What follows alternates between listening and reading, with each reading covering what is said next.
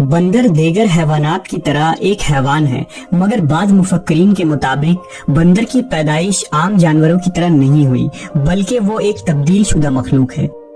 उनके मुताबिक आज से हजारों साल कबल हजरत दाऊद अलैहिस्सलाम की कौम बनी इसराइल ने जब अल्लाह की नाफरमानी की तो बतौर सजा उन्हें बंदर और सुअर बना दिया गया था। इस सख्त अजाब का जिक्र कुरान मजीद की आयतों में भी मिलती है।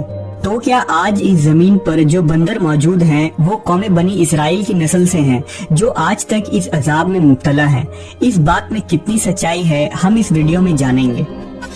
कुरान करीम में बहुत सी कौमों के लिए ऐसे वाकयात बयान हुए हैं जिनमें उनके गलत आमाल और अल्लाह तबारक व तआला के अहकाम हुदूद से तजावीज़ की वजह से उनको अजाब इलाही का सामना करना पड़ा।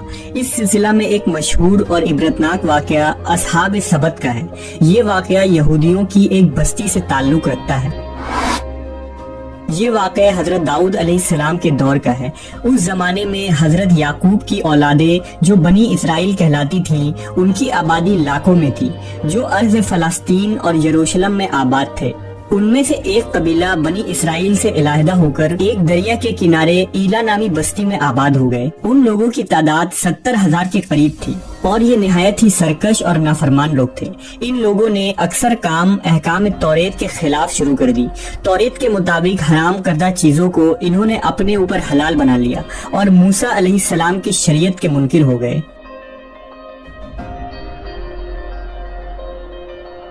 ये कौम जिस दरिया के किनारे आबाद थे, इसमें कसरत से मछलियां मौजूद थी, लिहाजा ये लोग इस दरिया से मछलियां पकड़ते और उन्हें बतौर गज़ा इस्तेमाल करते थे। नेज़ इन मछलियों की खरीदो फरोख्त भी किया करते थे।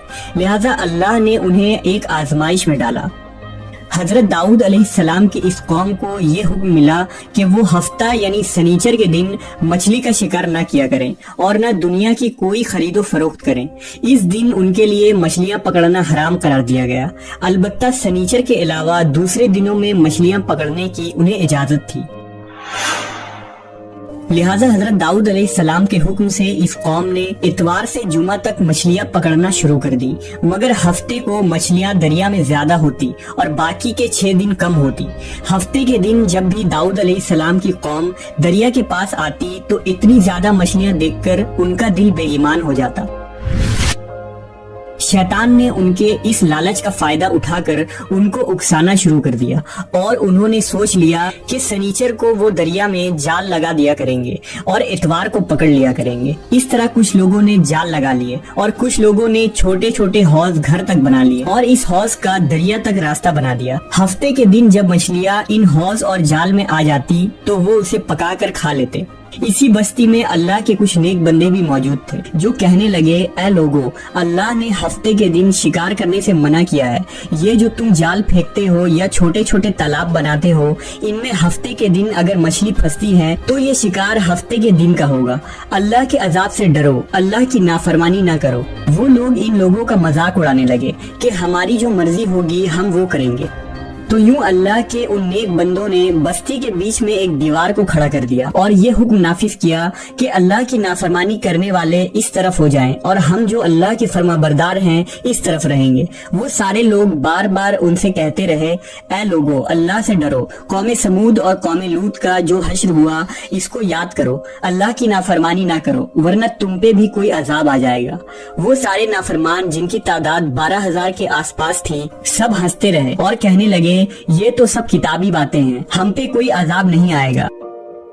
बस जैसे ही वो ग्रोह 2 हिस्सों में तकसीम हो गया, एक वो जो अल्लाह के फरमाबरदार थे और दूसरे वो जो अल्लाह के नाफरमान बंदे दीवार के उस तरफ थे। वो नाफरमान पूरी रात हंसते रहे, मजाक उड़ाते रहे और अल्लाह के खास बंदे दीवार के उस तरफ अल्लाह से माफी मांगते रहे।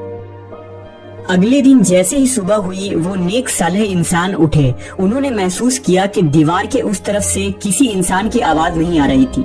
जैसे ही दीवार के उस तरफ चढ़कर देखने लगे तो देखा कि सारे के सारे लोग बंदर की शक्ल में तब्दील हो चुके थे और बंदर की हरकतों को अंजाम दे रहे थे। उन लोगों में से जो उनके रिश्तेदार थे, उन्होंने उन बंदरों को कपड़ों से अपने अपने रिश्तेदारों को पहचाना और चीख के रोने लगे, अल्लाह से माफी मांगने लगे। लेकिन अल्लाह का अजाब जब आता है तो वो होकर रहता है। वो 12,000 लोग जो बंदर बन चुके थे कुछ भी खा पी नहीं पा रहे थे और यूं 3 दिन बाद वो सब इस अजाब में आकर हलाक हो गए। अल्लाह का अजाब बहुत ही सख्त होता है और नाफरमान और सरकश लोगों के लिए जब अजाब इलाही का फैसला हो जाए तो अल्लाह के हुक्म से पूरी कौम इस तरह हलाक हो जाती है कि वो आने वाले लोगों के लिए एक इबरत बन जाती है। बहरहाल ये नजरिया कि मौजूदा बंदर उन लोगों की औलादे हैं जिन पर अजाब आया था ये गलत है, क्योंकि उनसे पहले भी दुनिया में बंदर मौजूद थे और सही रिवायतों के मुताबिक बनी इसराइल की ये कौम जब बंदर में तब्दील हो गई थी तो 3 दिनों तक यूं ही जिंदा रहे और फिर रोते रोते सारी कौम मर गई, लिहाजा उनकी नस्ल आगे नहीं बढ़ी।